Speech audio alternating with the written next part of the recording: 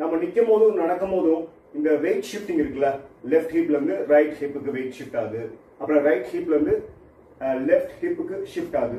இந்த மெக்கானிசம் வந்து பார்க்கறதுக்கு இடுப்புல நடக்கிற மாதிரி தெரிஞ்சாலும் அதுக்கு மெயினா உதவி பண்ற மூட்டுகள் எங்க இருக்குன்னு பார்த்தா முதுகெலும்புல இருக்கு. உதாரணத்துக்கு இப்ப இடது காலுக்கு என்னோட வெயிட்டை நான் ஷிஃப்ட் பண்ணணும். இப்படி பண்றப்போ என்னோட இடுப்பு எலும்பு இருக்குல்ல, பெல்விஸ், அந்த அந்த அந்த எலும்பு வந்து அப்படி டில்ட் ஆகி இந்த மாதிரி சாஞ்சு நிக்குது. அப்ப என் உடம்பு சாஞ்சு இந்த பக்கம் தானே போகும். ஆனா அப்படி போகாது. ஆட்டோமேட்டிக்கா என்னோட பிரெயின் என்ன பண்ணும்னா இந்த பக்கம் இருக்கிற தசைகளை யூஸ் பண்ணி முதுகெலும்புல இருக்கிற மூட்டுகளை அசைச்சு இப்படி இந்த மாதிரி கரெக்ட் பண்ணிக்கும். ஒருவேளை முதுகெலும்பு மூட்டுகள பிரச்சனை இருக்கு, எனக்கு வந்து இந்த மாதிரி சைட்ல பெண்ட் பண்றதுல பெயின் வருது அப்படின்னா இந்த மாதிரி வெயிட் அப்படி ஷிஃப்ட் பண்ணும்போது இந்த இடது பக்கம் என்னால ஷிஃப்ட் பண்ண முடியாத அளவுக்கு வலி இருக்குது. அப்ப என்ன பண்ணுவோம், நம்ம வந்து இந்த நார்மல் மெக்கானிசம் வந்து டிவைட் ஆகி உடம்பு இப்படி சாஞ்சிடும். இந்த பக்கம் சாஞ்சி இப்படியே தான் இருக்கும், இந்த பக்கம் கொண்டு போறதுக்கு முடியல. அது ஒரு சிம்பிள் கரெக்ஷன் தான். சாதாரண சில ஸ்ட்ரெச்சிங் எக்ஸசைசஸ் இந்த வீடியோட எண்ட்ல சில பயிற்சிகள் இருக்கு, அதை பாருங்க.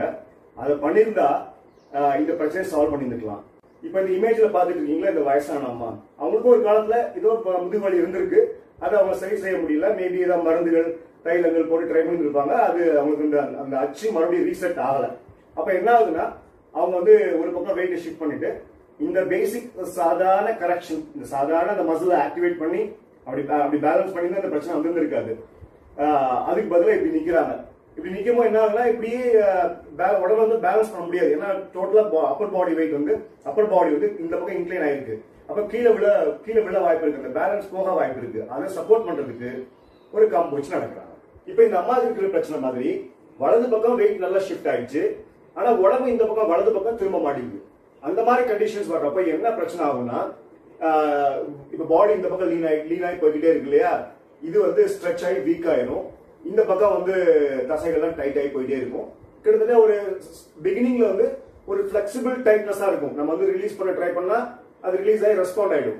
அதுக்கு அந்த ஸ்டேஜை விட்டாச்சுன்னா அது இன்ஃபிளெக்சிபிள் டைட்னஸா மாறி டிஃபார்மிட்டி, கான்ட்ராக்சர் அந்த மாதிரி போயிடும்.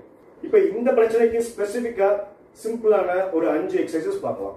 இப்போ லெஃப்ட் சைடு லைன் பொசிஷன்ல சும்மா படுத்திருந்தாவே இந்த புவியீர்ப்பு விசையோட அந்த எஃபெக்ட்னால இந்த இடம் வந்து கிரவுண்டுக்கு வரும். அப்படி கிரவுண்டுக்கு வர்றப்போ இந்த பக்கம் இந்த சைடுல பெண்டிங் எஃபெக்ட், இந்த பெண்டிங் எஃபெக்ட் கிடைக்கும்.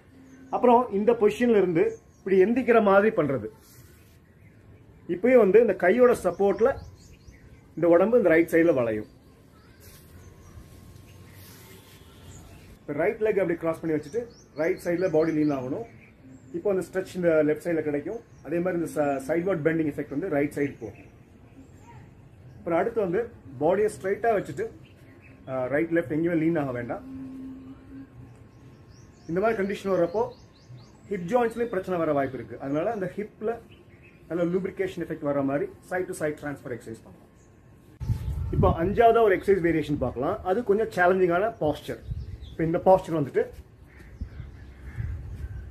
இப்போ இந்த பாடியை லூஸா அப்படி விட்டுறணும். இப்போ இந்த பக்கம் நல்லா ஸ்ட்ரெச் கிடைக்கும், ரைட் சைட்ல பெண்டிங் எஃபெக்ட் கிடைக்கும். இப்போ 2 கை சப்போர்ட்லயும் பண்ணலாம், இல்லைன்னா ஒரு கை சப்போர்ட்லயும் கூட பண்ணலாம். அந்த கை தூக்கி ஏர்ல வச்சுட்டு நல்லா அப்படி ரிலாக்ஸ் பண்ணா கம்ப்ளீட் ஸ்ட்ரெச் கிடைக்கும்.